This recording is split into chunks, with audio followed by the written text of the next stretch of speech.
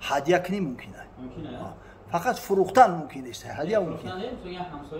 Ягон мушкил надорад. Агар ба шарти ҳам қасоб ҳом мекушако дар ивази корш бугӯям калапочара битум дуруст намешава. Бояд пули қасоба битӣ. Не ки агар ба шарте ки пули қасоба додӣ бо изофа мақсад ки бо ба хотири дилаш гарм шидана дигар калав почарам битӣ ай пеши худ. Ягон мушкил надорад. Баъд ҳамин ҳаққи қасоба гӯшт қатинӣ сум қатинӣ набар кунам беҳтараш ҳама ана аслан аз гӯшти қурбонӣ ҳаққи қасоба расчёт кардан мумкин нест. Ҳеҷ мумкин нест. Сум метӣ, маҳсулоташ метӣ, ордаш метӣ, равғанаш метӣ, иҷозат ай. Не ки ҳамин гӯшти қурбонии худат ягон чиша ҳақ и аллакай пул дар ивази кор мешава. Яъне ки гӯё ту фурӯхтаисти ҳамин гӯшта. Дуруст нест, ҳаром ай. Бале. ҳадия битӣ мешава.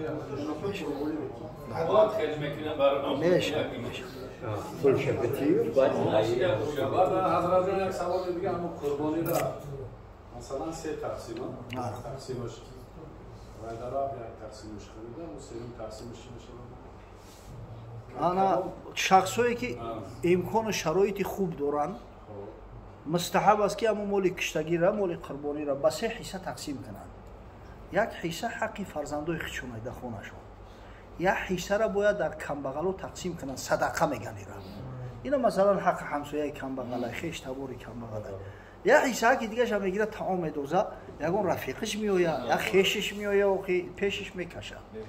Не ки касое ки имконият надоранд, масалан аҳли байт чун зиёдтаракай хона шуда, о беҳтар аст ки ҳамаша дар худшон сарф кунанд.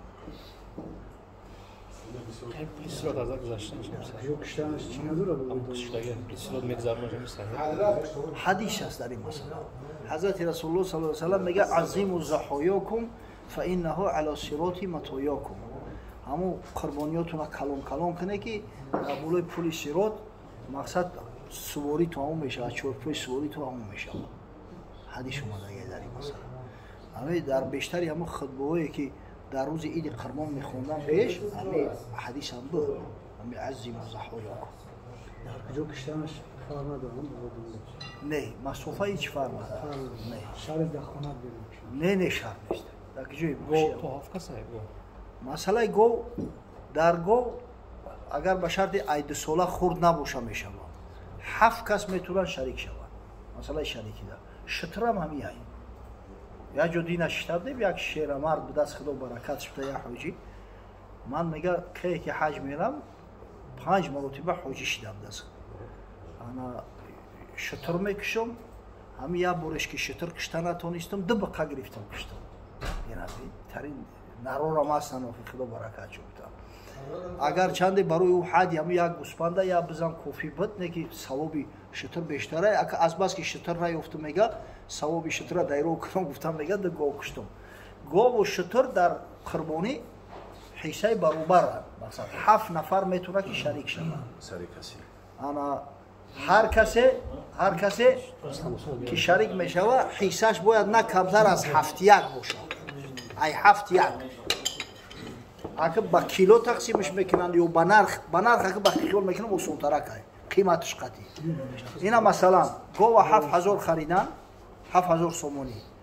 ҳама 7 кас агар шарик шаванд бояд ҳар кас на камтар аз 1000 сомонӣ дар шарик шавад. ё ки ина мисол 2 кас ҳам бошанд фарқ надорад. 2 кас ҳам бошанд метавонанд баробар тақсим кунанд. Метавонанд ки як нафараш ай 7-6 ҳиссаша бигиранд. Як нафараш ай 7-1 ҳисса. Не ки як одам бигӯяд ки ман ай 7-1 ҳисса не аю камтар ними ӯро мегирам дуруст намешавад. Бале ҳадди ақал. Баъд ҳамон касое ки шарик мешаванд ҳамашу қасду ниятшу қурбати худо бошад. Як кас бигӯяд меҳмон барои меҳмон мегирам ё ки масалан гӯшт дар хона дар кора шарик шава қурбонӣ ҳамаш вайрон мешавад. гӯё ки аслан ягонташ қурбонӣ накардаем. Барои ҳамин дар интихоби шарик бисёр эҳтиёткор бошед. ҳамон касое ки қатъи шумо шарик мешаванд ниятшу қурбати худо боша бояд дар ҳамон қурбонӣ. Hazrat, hani doğru bu koyu asırda yaz sayıda aynı mahalle ay pansolu şakalan ay. چی؟ بخوای میگه صلاح که صلاح کلمات نه سال اهمیت داره برای این به نص صریح شرعی ثابت است. وقتی نص صریح شرعی که اومد نقل اومد دیگه این عقل دم میگیره جای عقل نیست دیگه. عقل در کار شرع نابیناست. عاقلی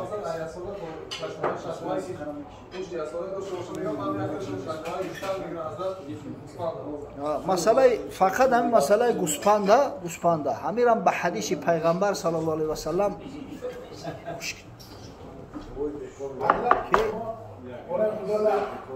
حضرت ما خدا در دنیا امام خطیب فتوا داد که حال من قربانیتون رو درد هم پولتون را ماهی اصلا داشتنگه دارم دور باشه خونتون نیست او مولی که در اونجا حاجی ها میکشن این را حدی میگن هدیه و قربانی نیست قربانی برای غیر حاجی ها او هدیه از بس که مسافر رای تو زمانی که به وطن بر نگرده قربانی در کلش وجب نمیشه و حاجی را خیلی البته در خونه اگر فرزندای کلان باشن خودشون با کار و فعالیت داشته باشن صاحب نصاب زکات باشن و ای طریقی چون میکشن ای طریقی نه اما از نام حاجی که در حرمه در اینجا کشتن چی معنی نداره شما سوال شما جواب شده نه که سوال قوری ماند و خیغاو جده پرت افته میشه خدا استاقی برکت سوال به نهایت سوال مهم است همه حیوانایی که شارع پیغمبر صلی الله علیه و سلم برای ما بیان کرده است فقط همیا قربانی میشوند یگان چیز دیگه نمیشود قربانی چی میشود شتر هم باید نه کمتر از 5 ساله باشه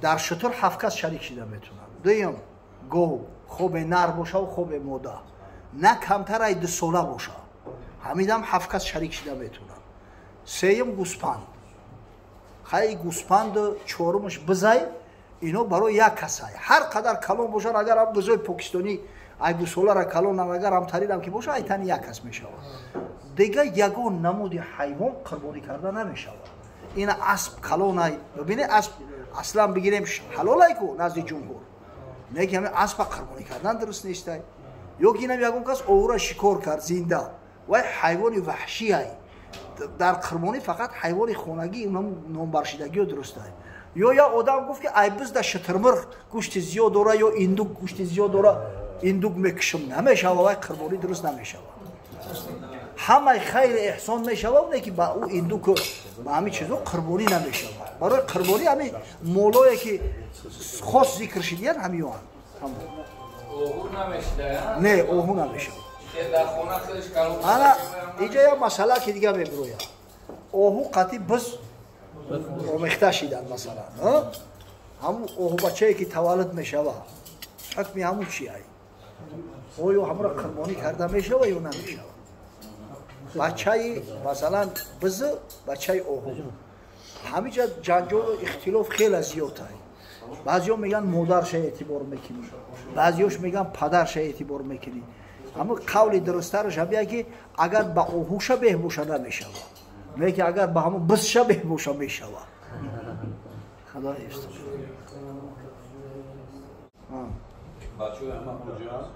اینجا حاجی فیض الله سوال کرده است مسئله قربانی ده که نمی بعضی گپای میشه که بعد در اومدن ماه ذوالحجه شخصایی که قصد قربانی دارن ناخون نگیرن موی سر نتراشن همین چقدر اصل دارن حقیقت دارن ندارن حقیقتا سوالی بسیار با مورد و بجو خاصتا که این الحمدلله قربانی را اومده است خدا با شکر که آدمای قربانی کردن در بین مسلمانان زیاد شده سال به سال زیاد میشه خداوند روز شب که همه مسلمانای به بلاغت رسیده همین امکان و شرایط قربانی کردن داشته باشند اما اصلی همین سخن از کجا برآمده است در صحیح امام مسلم روایت اومده از مادرمان ام سلمه رضی الله تعالی عنها میگه پیغمبر خدا صلی الله علیه و سلم فرمود